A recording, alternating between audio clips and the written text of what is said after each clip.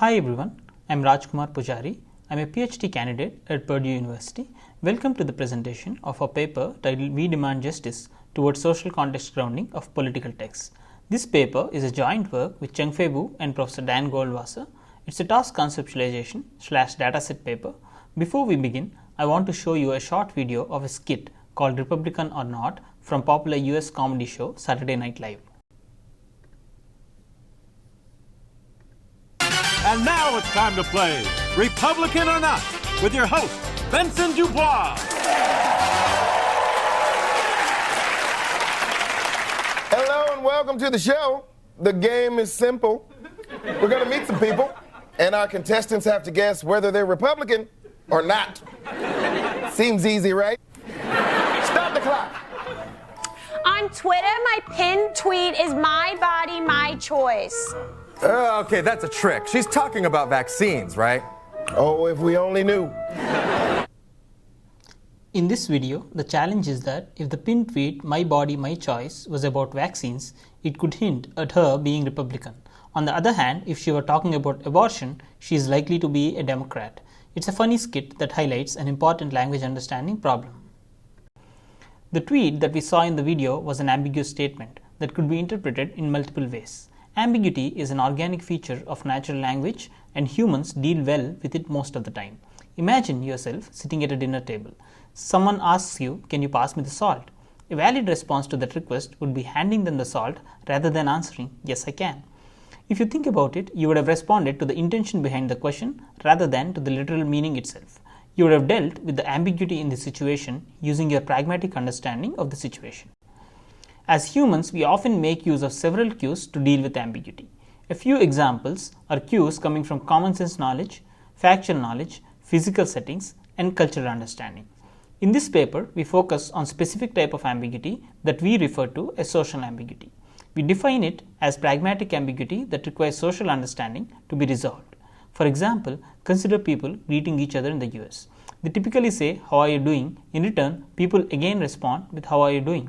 This greeting is a rhetorical question that is closer to a hi rather than a sincere inquiry about one's well-being. Now, let us think about what causes social ambiguity. Humans maintain shared understanding of reality to varying degrees among each other. We use it efficiently for convenient communication.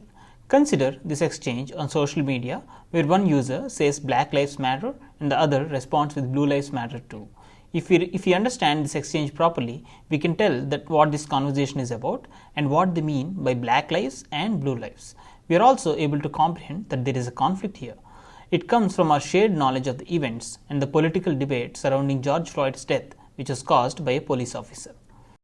Social understanding need not just be about static knowledge. Sometimes it requires actively connecting the dots by interpreting past knowledge in response to a new situation.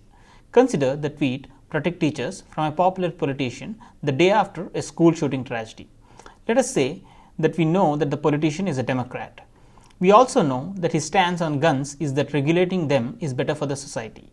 We could interpret this tweet as hinting at regulating guns to prevent school shootings and thus protecting teachers. Now, imagine that the author is a Republican who was quoted multiple times in the past stating that only a good guy with gun can stop bad guys with guns. And we also know that several Republican politicians have previously suggested arming teachers to help them stop school shooters. We could then interpret the same tweet as arm teachers to protect them. Building off of this intuition, we address three main research questions about social ambiguity and how NLP models deal with it. The first question is, how do we create tasks that require holistic social context understanding? The second question is, how do humans perform on these tasks? And the third question is, how do existing models perform? Can we use them better? And how can we improve them? Now, let us take a look at how we tackle these questions. We look at social context understanding from the lens of social grounding. What is grounding? In NLP literature, grounding is the task of connecting language to real-world concepts or objects. Consider this example shown in the slide. John bought Jane an apple. Apple here could either mean a fruit or an electronic device. How do we evaluate if an NLP model understands which type of apple was given to Jane? One way to do it could be a classification task. Another way could be framing it as a question answering task. If the NLP model is successfully able to solve these tasks, we could consider it as being able to understand which apple Jane received. Now, how does this translate to social grounding? Here, we focus on 4 particular aspects of social context: entities, attitudes, events, and preferences. Our task design is guided by these 3 questions. Does the model identify who the speaker is talking about? Can an NLP model identify the attitude of the speaker? And third, is the model able to discriminate between plausible and improbable explanations of a given social situation? To operationalize these questions, we designed 2 tasks: target entity and sentiment detection, and vague text disambiguation. We evaluate state-of-the-art NLP models on these tasks, and we analyze human performance, model performance, and challenges posed by these tasks. First, let's take a look at target entity and sentiment task. In this task, given an opinionated tweet from a US politician, the goal is to identify intended target entities and sentiments towards them. Target entities need not always be mentioned in the text of the tweet. We specifically collect tweets which don't always contain target entities in the tweet text. Consider the example shown in this slide. This tweet is in the context of Brett Kavanaugh's Supreme Court nomination. This tweet is from Earl Blumenauer, a Democrat politician. The tweet says Kavanaugh is not the victim here. The target entity of this tweet is not just Brett Kavanaugh, but also 3 other women who are perceived by the author to be the victims in this context.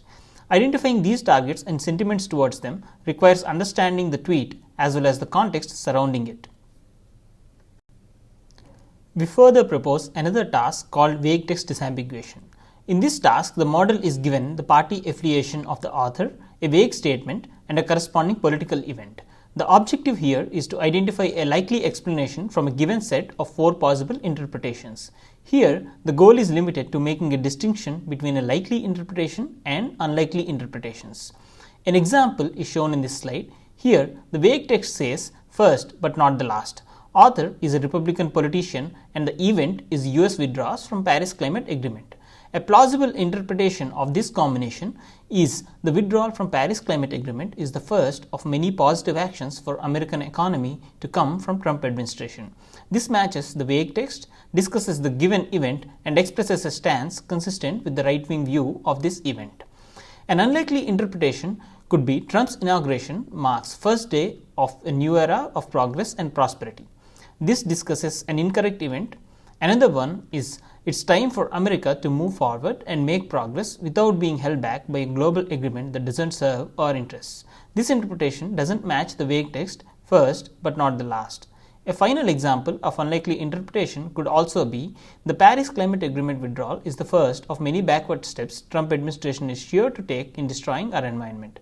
This expresses an improbable stance for a hardline Republican. Once we obtain the datasets, we measure how humans perform on these tasks. We take a subset of vague text disambiguation dataset and ask humans to answer them. We observe that humans are able to perform close to 95% on this task. It demonstrates that this task is an easy task for humans who understand contextual information. This also serves as a sanity check for the dataset. In contrast, the best performing NLP model from our experiments only achieves 64.79% accuracy on this task. In our empirical experiments, we evaluate 4 genres of models on both the tasks. The first is a no context baselines. The second genre is textual context baselines, which receive Wikipedia articles and Twitter bios as additional context. Third is LLMs, we use GPT-3. And fourth type of models are explicit discourse contextualization models, which are capable of consuming historic discourse of politicians at scale when making the classification decision. Our experiments reveal that the explicit discourse contextualization models significantly outperform other baselines on all the tasks. These models consist only of a few million parameters compared to GPT-3, which has 176 billion parameters.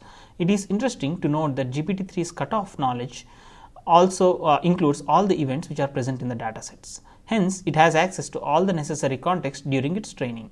This demonstrates the value of explicit context modeling while performing social context grounding tasks. To summarize, in this paper, we conceptualize and operationalize 2 holistic social context grounding tasks in English on the US political domain. We evaluate existing state-of-the-art models and humans on proposed tasks and present interesting observations. For detailed results and further analysis, we refer you to the paper. Now, let us say a new model, maybe GPT-01, successfully solves these tasks. Does that mean we are able to solve social context grounding? This question leads us to the future directions of our work. Future directions include building explicit and interpretable models for social context grounding. Interpretability of decision making is also a valuable feature. Future work also involves expanding the dataset for the proposed tasks and conceptualizing other tasks that also require social context understanding. Social context understanding also has very relevant practical applications. Consider emergency response. The example here shows the text, floodwater is rising fast, trapped in the attic, we need help. Systems which are able to contextualize such messages to real-world details such as address and necessary emergency response steps could be very useful. Cross-cultural understanding technology is another potentially important application of social context understanding. With that, I conclude my presentation. Thank you for listening. Feel free to reach out to us if you have any questions.